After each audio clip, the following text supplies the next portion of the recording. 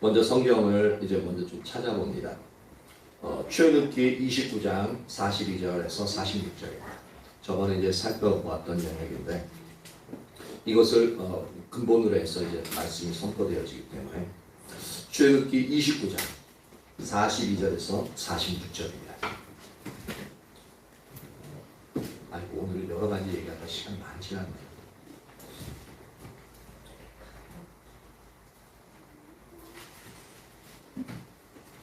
출애굽기 29장 42절에서 46절.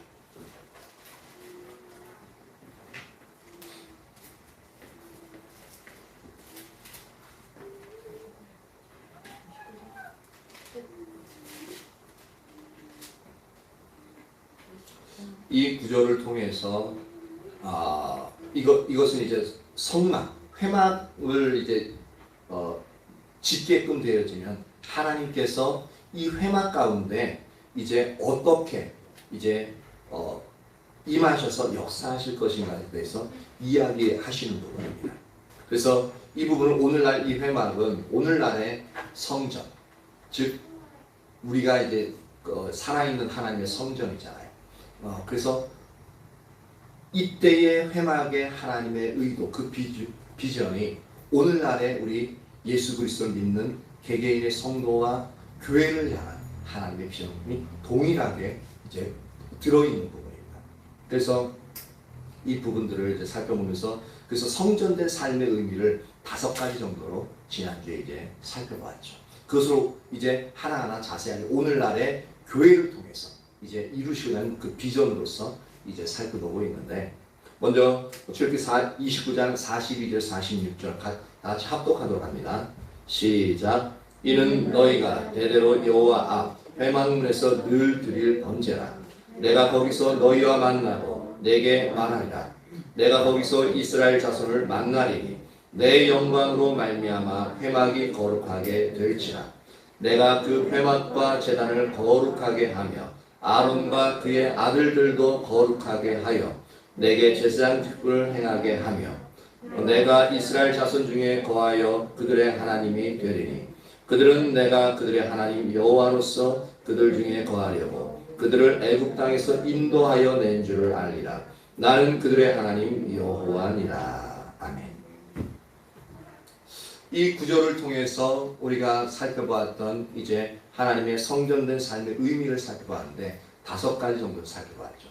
그 첫 번째가 뭐였냐면 하나님 영광으로 임하기 원하신다라고 첫 번째 살펴봤고, 두 번째로는 하나님은 하나님의 백성들 가운데 거하기 원하신다. 그래서 임하셔서 거한다는 건 사는 겁니다. 이 가운데. 그리고 세 번째로는 하나님은 하나님의 백성들 가운데에서 운행하길 원하신다. 즉 역사하시는, 일하시기 원하신다는 겁니다. 그리고 하나님은 하나님의 백성들을 만나 주시길 원하신다. 그리고 하나님은 하나님의 백성들을 지도하길 원하신다. 이 5가지가 이제 성막을 짓고 하나님이 임하셔서 행하시고자 하는 성전된 삶의 의미에 대해서 살펴봤습니다. 그래서 이것이 이 성막, 즉 회막은 예배를 드리는 장소였기 때문에 이 5가지 성전된 삶의 이 비전은 뭐냐면 예배를 향한 하나님의 비전과 동일하다라고 우리가 살펴봤죠. 그래서 지난주에는 그 중에 첫 번째인 하나님은 우리의 예배 가운데 영광으로 임하기 원하신다를 살펴봤습니다. 우리의 예배 가운데 영광으로 임하심, 이게 바로 이제 임재하심이 분명히 맞는데 이거는 이제 일시적으로 이제 예배 가운데나 아니면 우리가 잠깐 이제 집회 가운데 이제 임하는 그것만 해도 엄청나게 임하면은 너무너무 좋죠. 그런 영광으로 임하시길 원하시고, 근데 그것은 지속적이 아니라 일시적이다라는 거죠. 그 예배 가운데 아니면 그 어떤 일정한 기간 동안만 임하는 그런 부분. 그래서 그런데 기본적으로 하나님은 우리의 예배 가운데 영광으로 임하시기 원하시는 열망을 가지고 있는 것을 지난주까지 살펴봤습니다. 그래서 오늘부터는 이제 그 나머지 네 가지를 잘 살펴봐야 되는데 이제 1시까지만 해도 벌써 30분밖에 안 남았어요. 일단 한번 해보도록 하겠습니다. 그래서 두 번째로 오늘 살펴볼 것은 뭐냐면 하나님은 하나님의 백성들의 예배 가운데 거하기 원하신다는 겁니다. 이 거한다는 건 같이 사는 겁니다. 같이 사는 것은 우리의 삶에 있어 모든 순간순간 같이 함께 계시기 원하시는 겁니다. 그러니까 이것은 이제 이 하나님의 인재는 지속적인 거죠. 지속적으로 우리에게. 우리 신앙에 있어 우리 신앙의 모든 면에서 가장 필수적인 요소 중에 가장 한 가지가 뭐냐면 바로 하나님의 임재입니다. 그러니까 우리가 예배 가운데서 주님의 다윗 장면에서 하나님의 임재를 갈망하잖아요. 그렇죠? 가장 필수적인 요소 중에 하나입니다. 그래서 하나님은 이것의 중요성을 아시기 때문에 이 아론이 이제 대제사장이잖아요. 그 아론에게 이스라엘 백성들을 위해 축복하라고 하시면서 어떻게 말씀하시냐면은 가장 핵심적인 부분으로 하나님의 임재가 그들과 함께 하기 위해서 그것을 놓고 축복하라라고 그렇게 제사장에게 오늘날에는 이제 목회자가 되는 거죠. 그렇게 명령하고 있습니다. 그것을 민수기 6장 22절 한번 가봅니다. 지금 살펴봤던 것을 이제 약간 접어 놓으시고 민수기 6장 22절에서 27절입니다. 민수기 6장 22절에서 27절.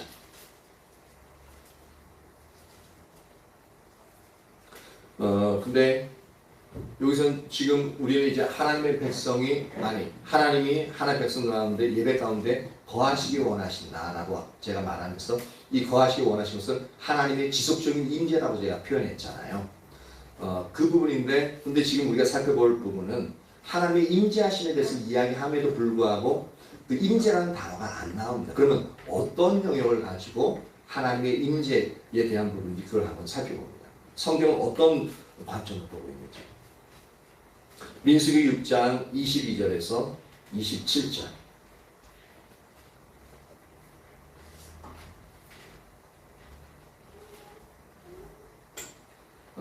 이 부분 같이 한번 읽어봅니다. 자, 시작.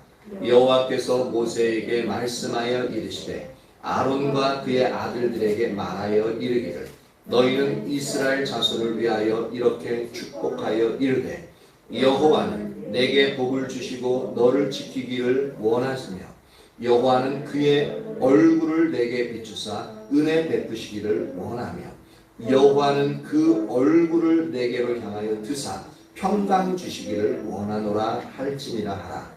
그들은 이같이 내 이름으로 이스라엘 자손에게 축복할지 내가 그들에게 복을 주리라.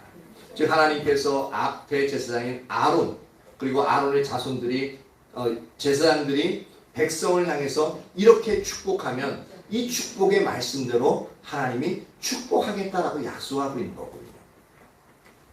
그러면서 축복하라는 여러 가지가 있는데 그 중에 핵심이 뭐냐면 바로 25절, 26절에 있는 부분입니다. 여호와는 그의 얼굴을 내게 비추사 은혜 베푸시길 원하며 그 26절에 여호와는 그 얼굴을 내게로 향하여 드사 평강 주시기를 원하노라. 이 부분입니다.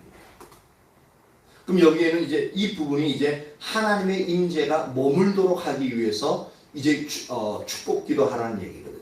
근데 여기서 왜 그럼 하나님의 얼굴을 비추시는 것과 하나님의 얼굴을 하나님의 백성이 향하여 드시는 이 부분이 어떻게 하나님의 임재로서 해석할 수 있느냐라는 겁니다. 학자들은 이 하나님의 얼굴, 그의 얼굴, 하나님의 얼굴을 이제 하나님의 백성들이 이렇게 비추사라고 표현합니다. 꼭 빛이 비추는 것처럼 이렇게 해가지고 쫙 하면은 그 얼굴 빛이 하나님 백성들에게 비춰지는 그런 식으로 이제 말씀하고 있는 거거든요. 우리도 근데 그것을 갈망해야 됩니다. 근데 하나님은 얼굴이 있다 없다? 없어요. 자, 하나님은 순수한 영이기 때문에 그러니까 우리가 쉽게 생각하면은 귀신들이 막 귀하고 돌아다니는 그냥 우리나라에는 그런 게 별로 없어요. 우리나라 꼭 사람 귀신 모습이 머리 풀어졌지 왜 이렇게 한이 많은지 꼭 여자 귀신들이 더 많이 나타나죠. 남자 귀신이 나타나면 꼭 저승사자로 나타나요. 근데 비슷하게 알 수 있는 게 뭐냐면 서양, 미국이나 유럽들 보면은 다리 꼬리 없이 그냥 이렇게 이런 식으로 해가지고 그냥 시까지 나타나는 그런 뜻이에요. 그러니까 하나님은 형상이 없으세요. 영이기 때문에 형상이 없으신데 그 얼굴도 없는 거죠. 그래서 그럼 왜 이렇게 표현하느냐라는 겁니다. 이것은 이제 인간의, 그러니까 하나님은 이제 우리가 잘 이해할 수 있도록 표현하기 위해서 이제 이렇게 하나님의 얼굴이라는 표현을 쓰는데, 이것을 신학적인 용어로 어떻게 뭐라고 표현하냐면 신인, 동형, 동성론적 표현이라고 해요. 많이 어렵죠. 신인, 즉 하나님과 사람을 이제 동형, 똑같은 형태와 동성, 똑같은 성품으로서 이제 하나님을 인간에 비유해서 표현한다는 겁니다. 그러면 우리가 듣는 우리는 요런 부분이 요런 거구나 라고 이해하기가 편하겠죠. 그래서 하나님의 얼굴이라는 표현을 쓰는 겁니다. 그러면은 하나님 얼굴이 없으신데 그럼 이 얼굴의 의미가 어떤 것이냐가 중요하게 되었잖아요. 이 얼굴은 우리가 볼 수 있는 가시적인, 볼 수 있는 얼굴이 아니라 말했던 것처럼 하나님의 신실한 그 성품이 하나님의 백성에게 향한다는 그런 의미입니다. 다시요. 하나님의 신실하신 성품이 하나님의 백성에게 그렇게 향한다는 그런 표현이에요. 그래서 이 하나님의 신실하신 성품이 하나님의 백성들에게 향할 수 있도록 비추어 달라는 겁니다.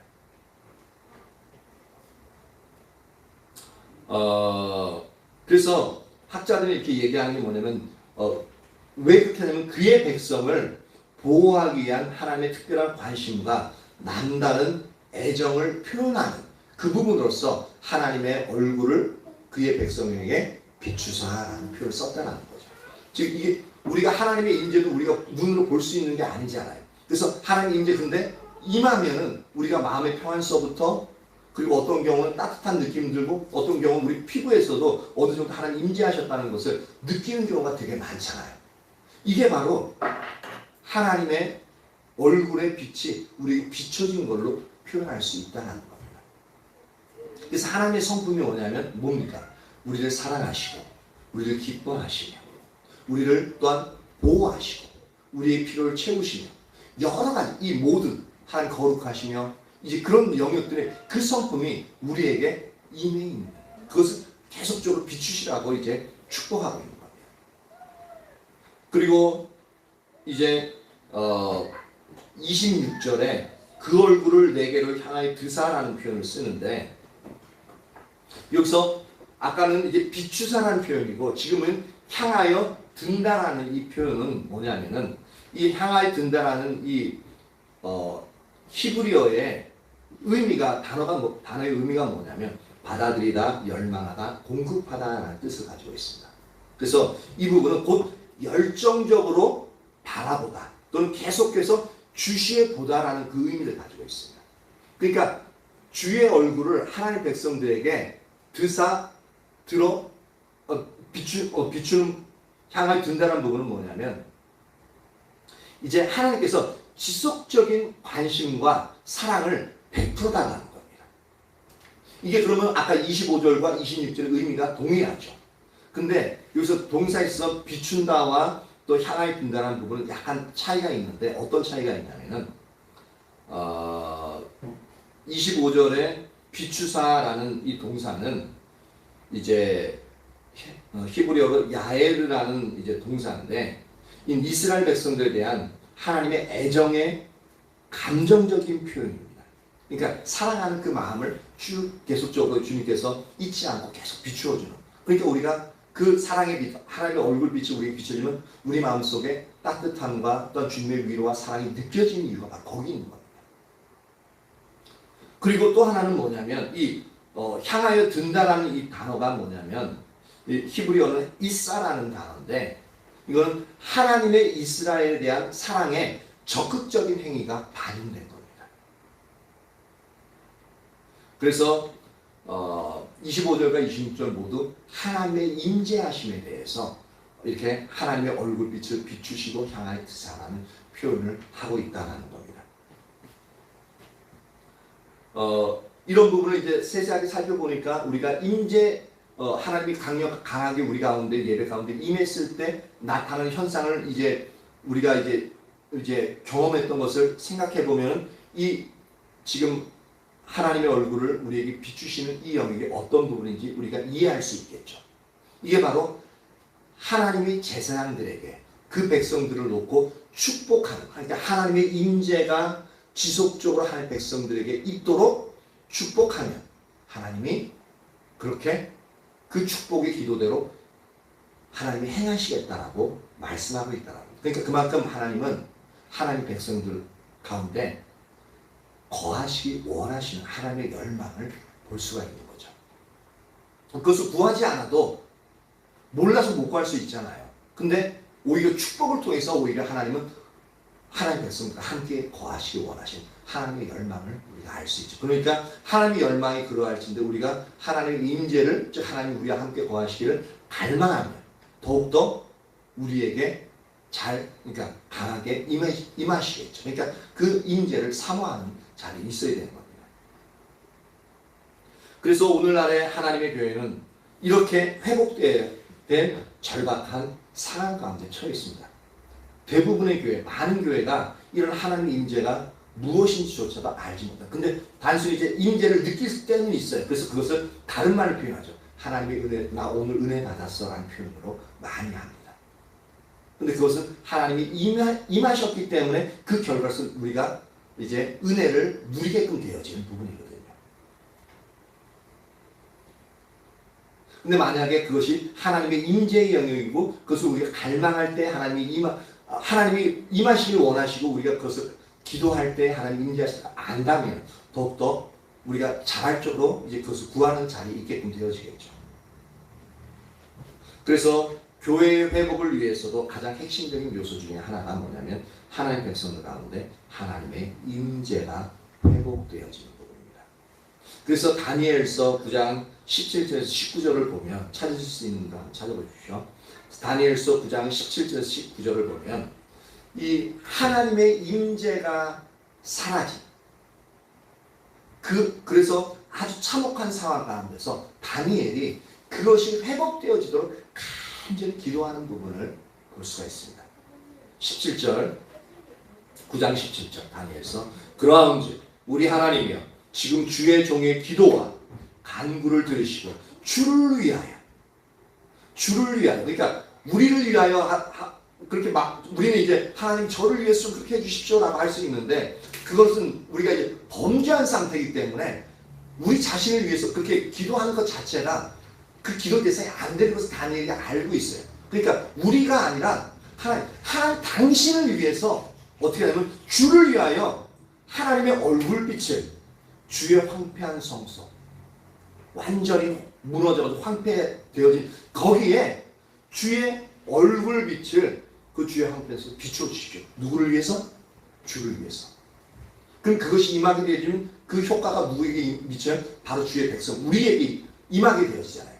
그러니까 하나님 제발 당신을 위해서 주의 성소에 이제 하나님의 얼굴빛을 비춰주십시오. 즉 하나님 임재해 주십시오라고 그렇게 간절히 기도하고 있는 겁니다. 18절 나의 하나님이여 귀를 기울여 들으시며 눈을 떠서 꼭 눈을 감고 있는 거야. 안 보고 있는 것 같이 느껴지는 거예요. 눈을 떠서 우리의 황폐한 상황과 주의 이름으로 일컫는 성을 보옵소서. 예루살렘 성에 있는 예루살렘 성전. 이게 주의 이름으로 일컫는 성이거든요. 그러니까 주님의 이름으로 일컫는 성이니까 기억해달라는 거예요. 이게 얼마나 절박한 건지 몰라요. 지금 이제 다니엘은 바벨론에 잡혀가 있잖아요. 거기서 관리 노릇을 편하게 진행을 하지만 그는 항상 자기 조국 하나님의 성전이 있는 그곳을 갈망하고 있어요. 주의 이름으로 일컫는 성을 보옵소서. 우리가 주 앞에 간구하오는 것은 우리의 공의를 의지하여 하는 것이 아니에요. 그러니까 내세울 게 없거든요. 우리의 공의를 의지하여 하는 것이 아니라 주의 큰 긍휼을 의지하여 함입니다. 이게 바로 주를 위해서랍니다. 하나님이 우리를 불쌍히 여기시잖아요. 그게 긍휼입니다. 제발 우리의 불쌍히 여기신 그 하나님의 큰 긍휼을 하나님 백성들에게 이렇게 부어달라는 겁니다. 왜냐하면 우리는 우리 스스로가 잘한 것을 내세울 게 아무것도 없어요. 그러니까 제발 하나님 그 크신 사랑으로 우리를 불쌍히 여겨주십시오. 19절 주여 들으소서. 주여 용서하소서. 주여 귀를 기울이시고 행하소서. 지체하지 마옵소서. 나의 하나님이여 주 자신을 위하여 하시옵소서. 이게 구구절절 얼마나 간절한지, 이 이스라엘 백성들을 회복을 바라는 간절한 이 다니엘의 그 심령이 느껴지십니까? 이거 얼마나 주님 앞에 간절하게 짤막짤막한 기도인데 진짜 그 하나님을 갈망하면서 이렇게 주님 앞에 간구하는 이 부분이 전달되어져요. 이는 왜냐하면 주의 성과, 예루살렘 성에 있는 또한 예루살렘 성전, 주의 성과, 주의 백성, 다른 게 아니라 주의 이름으로 일컫는 바 되어지기 때문에 주님 회복시키달라는 거예요. 주의 이름이 멸시받지 않도록, 주의 영광이, 주의 이름의 영광이 가려지지 않도록 우리는 내세울 게 없지만 주님, 당신을 위해서, 당신의 영광스러운 그 이름을 위해서 우리를, 주의 이름으로 일컫는 우리를 다시 회복시켜 주십시오. 그것을 위해서 어떻게 한다고요? 주님의 얼굴빛을 주의 황폐한 성소에 비춰달라.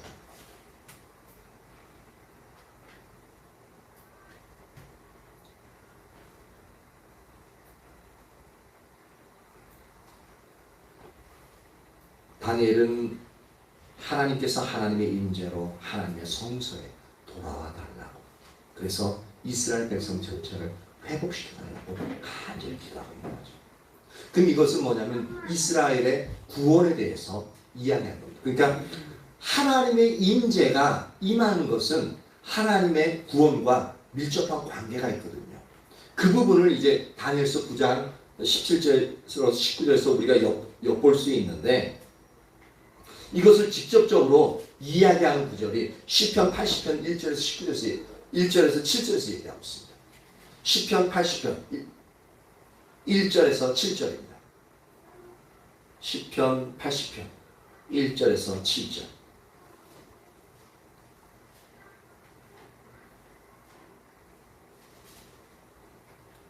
찾아보십시오. 시편 80편 1절에서 7절. 하나님이 영광의 임재로 임하시는 것과 하나님의 백성들의 구원과 항상 연결이 되어 있습니다. 그러니까 뭐냐면 우리가 어떤 문제를 당했다, 또는 우리 구원받는 것은 우리 전인격적으로 구원받는 겁니다. 우리의 영과 혼과 육 모든 영에서 구원 우리는 받아야만 됩니다. 그러니까 그 구원받는 그 부분이 뭐냐면 하나님의 임재하심과 밀접하게 관련이 있다고요. 그러니까 우리가 문제를 해결하지 못하는 이유는 뭐라고요? 하나님의 임재가 우리를 떠나있기 때문입니다. 시편 80편 1절 한번 봅니다. 요셉을 양떼같이 인도하신 이스라엘의 목자여, 귀를 기울이소서. 구룹 사이에 좌정하신 이여, 빛을 비추. 이거 얘기하면 하나님의 얼굴빛을 하나님의 백성 가운데 비추어 달라는 거예요. 즉 하나님의 백성에게 임재해 달라는 거죠. 이 부분 한번 보십시오. 임재해 주십시오. 에브라임과 베냐민과 므낫세. 이거는 앞에 얘기했던 것처럼 요셉에 대한, 에브라임과 므낫세는 요셉의 두 아들이죠. 그리고 베냐민은 요셉과 베냐민은 한 형제입니다. 그러니까 이 전체를 아까 말했던 요셉을 양떼같이 할 때 양으로 보는 에브라임과 베냐민, 므낫세를 말하고 있습니다. 그 앞에서 주의 능력을 나타내서 우리를 구원하러 오소서. 즉 이게 하나님의 얼굴빛을 비추어서 우리를 구원해 주십시오라는 이 부분이 이 구절에 나옵니다. 3절. 하나님이여 우리를 돌이키시고 주의 얼굴빛을 비추사. 여기 직접적으로 나오고 있죠. 즉 하나님 임재하 주십시오라는 겁니다. 하나님 임재하셔서 우리가 구원을 얻게 하소서. 하나님의 임재하심과 구원은 연결되어져 있다. 4절. 만군의 하나님 여호와여 주의 백성의 기도에 대하여 어느 때까지 노하시리까? 주께서 그들에게 눈물의 양식을 먹이시며 많은 눈물을 마시게 하셨나이다. 우리를 우리 이웃에게 다툼거리가 되게 하시니 우리 원수들이 서로 비웃나이다. 이게 바벨론 포로로 붙잡혀 가가지고 밥을 먹어도 그 핍박과 어려움 속에서 먹는데, 왜 흔히 그런 말 하는, 너희들 눈물 젖은 빵을 먹는 게 뭔 줄 알아? 그것을 막 먹어보지 않았다면 그 어려움에 대해서 이야기하지 마. 자격 없어. 우리는 자녀들에게 그렇게 얘기하잖아요. 너희가 우리 시대를 알아? 배고팠던 시대. 요즘 시대는 배고프면 밥 없으면 뭐 먹으면 돼요? 라면 끓이고 먹으면 되지. 우리는 그걸 상상할 수 없는 부분이잖아요. 근데 요즘 세대는 그걸 몰라요. 그러니까 그런 눈물의 양식, 그리고 많은 눈물을 마시게 하셨다. 얼마나 힘들고 고통스러우면 눈물을, 그 하나님 앞에 그 눈물을 흘리면서 그렇게 나갔던 그 영역을 말하고 있습니다. 이 너무너무 어려운 상황인 거죠. 그러면서 다른 게 아니라 원수들의 비웃음거리가 돼요. 너 하나님 백성이라며, 여호와 그 전지전능하다며, 근데 지금 뭐니? 너희 전지전능하신 하나님 한번 드러내봐라. 비난거리가 되어지. 근데 분명한 것은 우리가 하나님의 뜻 가운데 오늘 서지 못하면 우리 주위의 사람들이 우리에게 이 말들을 던진다. 7절. 만군의 하나님이여 우리를 회복하여 주시고 주의 얼굴의 광채를 비추사. 하나님의 임재를 우리 가운데 회복시키사. 이 말하고 동의하고 우리가 구원을 얻게 하소서. 근데 상황 자체는 절대 불가능한 상황입니다. 바벨론은 그 당시에 세계에서 최강대국이었습니다. 절대 불가능해요. 근데 회복할 수 있는 게 유일한 일이 뭐라고요? 주의 얼굴빛을 하나님의 백성들에게 비추시게만 하면 돼요. 비추시면 구원이 된다는 겁니다. 즉 하나님의 임재가 하나님의 백성들과 함께 하시고, 그 하나님의 임재가 하나님의 백성들을 다시 회복시킬 수 있는 그 근거가 된다는 겁니다. 우리에게 있어서 어려움이 있어서 어려운 부분이 생기고 문제가 생기면은 우리 너무 우리 방식대로 제발 좀 먼저 생각하지 마십시오. 진짜 그게 너무 많아요. 물론 그건 뭐 이제 여러분만의 문제가 아니라 저의 문제, 아까 전에 저의 문제이기도 하기 때문에 아까 전에 말씀드렸잖아요. 그 찬양하면서 회개했다고, 믿음에 대해서 얘기하면서 하나님 믿지 않고 또 하나님 운행하시고 역사하신다고 하면서도, 그러니까 오래도록 이렇게 삶을 해서 체념하고 살아왔던 그 영역은 믿음이 더해지지 않는 거예요. 그냥 그렇게 살아가는 거예요. 그러니까 이거 똑같습니다. 하나님 분명히 치료의 하나님인 거 아는데 우리에 있어 질병이 내가 보기에 고쳐지기 힘들 것 같고 오래됐어. 그럼 어떻게 해요? 그냥 체념하고 사는 거예요. 약을 의지하고 사는 거예요. 마찬가지로 그냥 그런 희망도 없이 그렇게 살아가는 거예요. 그러니까 이 당시에는 절대로 이런 부분에서 벗어날 수 없는 상황이에요. 근데 놀라운 것은 그런 상황 가운데 있으면서 이 하나님께서 이 시편 기자는 그 소망을 가지고 있는 것을 볼 수가 있습니다. 하나님의 얼굴빛을 비추시기만 하면, 즉 하나님의 임재가 그들에게 회복되어지기만 한다면 이건 아무것도 아니라는 거죠. 구원받을 수 있다는 거예요. 우리에게서 가장 큰 문제들이, 내가 할 수 없는 문제들이 있다고 할지라도 하나님의 임재가 우리 가운데, 하나님의 임재, 그러니까 우리 가운데 거하시기만 한다면, 지속적으로 하나님의 임재 가운데 우리가 있다면 이 성경 구절처럼 구원받을 수 있다는 거예요.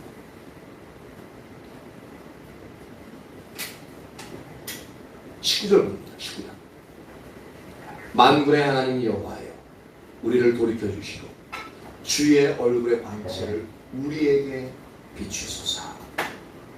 우리가 구원을 얻으리이다. 여기서는 확실하게 확정적으로 얘기합니다. 그전에는 어깨 하소서 하나님 임재 가운데 얼굴빛 비추사 우리를 구원해 주소서 이렇게 간구형이었잖아요.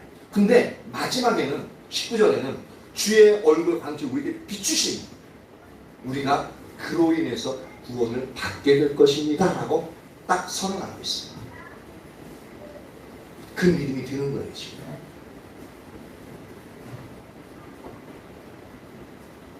근데 이게 지금 다니엘이 아까 얘기했던 9절에서 얘기했던 좀 나의 하나님이여 주 자신을 위하여 그렇게 행하시옵소서. 이는 주의 성과 주의 백성이 주의 이름을 일컫는 바 되기 때문에 그렇습니다. 주님 당신을 위해서 당신 자신을 위해서 이 일들을 행하십시오. 이게 상당히 배짱이에요. 우리를 위해서 하지 마시고 당신을 위해서 하십시오. 그래서 당신의 이름을 우리를 통해서 드러내십시오. 이게 하나님에 대한 절대적인 믿음이 없이는 절대 불가능합니다. 그리고 하나님을 알지 못하고서 하나님의 그 성품을 알지 못하면 절대 이 부분이 불가능합니다. 그러니까 이 시편 기자나 다니엘이나 하나님이 어떠한 분인지 아는 거예요. 그러니까 우리가 그 영역 가운데서 나아가기 위해서 지속적으로 하나님을 추구해 나가는 것이 절대적으로 필요한 부분이죠.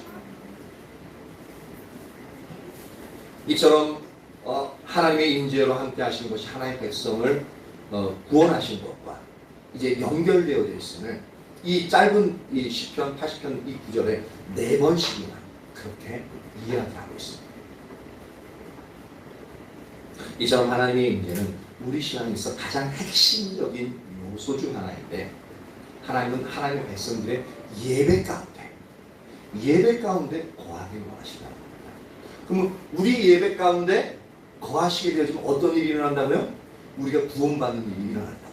우리의 영, 혼, 육, 우리의 삶 가운데서 모든 영역 가운데서 그것이 하나님의 열망이라고. 시편 22편 3절 시편 22편 3절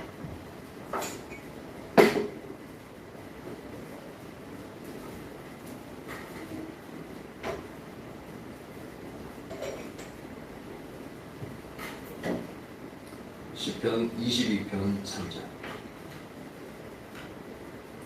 같이 한번 읽어볼까요? 시작. 이스라엘의 찬송 중에 계시는 주여 주는 거룩하시니이다. 보십시오. 찬송 중에 계시는 주님. 하나님의 백성들의 예배 가운데 계시는 주님이라고 말하고 있습니다. 즉 하나님은 우리의 예배 가운데 계시기를 원하시고 있습니다. 그러니까 우리가 예배 드리는 자리에 더욱더 우리가 있기를 적극적으로 선택해야 됩니다. 그런 면에서 지금 생각나는데 이제 김명수 성도님 이제 다이 장난하실 때 이제 물론 이제 화면 시커멓게 해놓으시잖아요.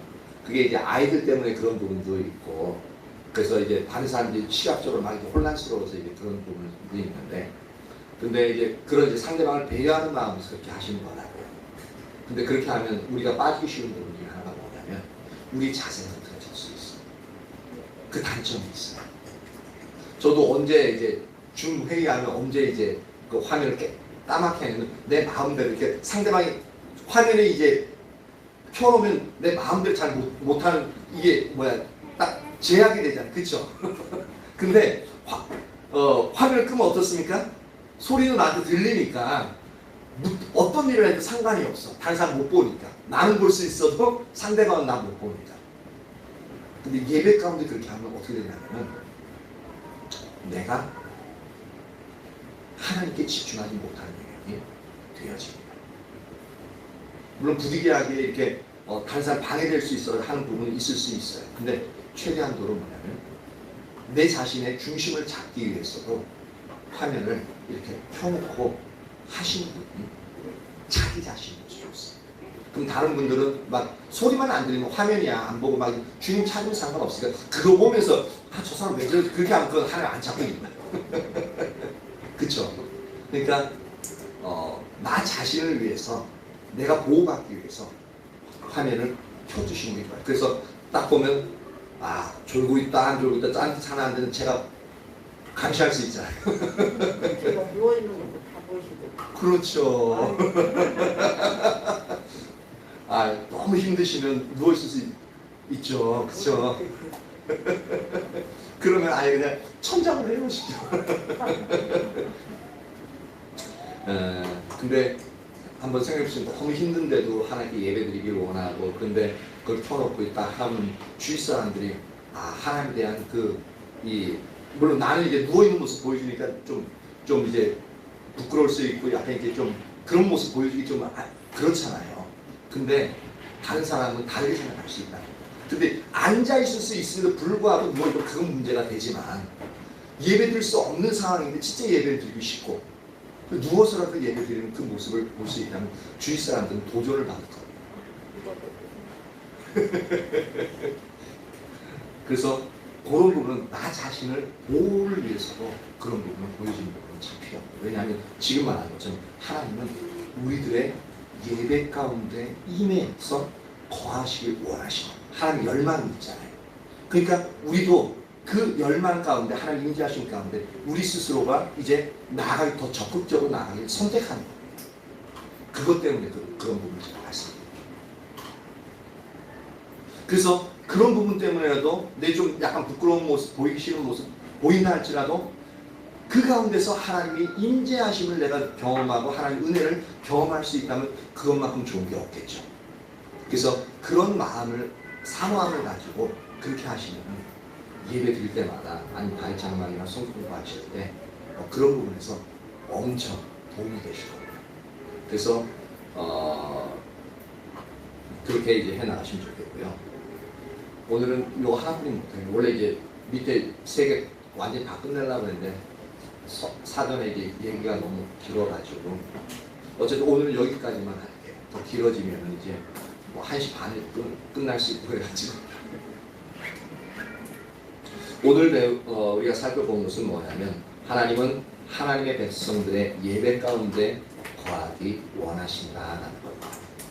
이거는 이제 예배를 갖다가 어떤 하나는 우리가 공식적으로 드리는 예배, 우리가 뭐 다윗장막이나 그런 예배도 예배지만 하나님은 또한 뭐냐면 우리의 삶이 예배가 되어지길 원하십니다. 두 가지예요. 그러니까 우리의 예배, 즉 삶이 그리고 우리가 공식적으로 드리는 예배 가운데 하나님은 우리에게 임재하시길 원하십니다. 이게 삶 가운데 하나님의 임재하심이 이제 사모하고 그렇게 가지면 나중에 우리가 이런 부분 살펴볼 기회가 있겠지만 우리의 일들이 있잖아요. 일. 우리가 이제 직장에서 일하고 아니면 이제 박소송님은 이제 다른 사람을 섬기는 영역에 있어서 그 일 자체가 예배가 될 수 있다는 것을 아십니다. 일 자체가 예배가 될 수 있다. 그러면 어떻게 되어져요?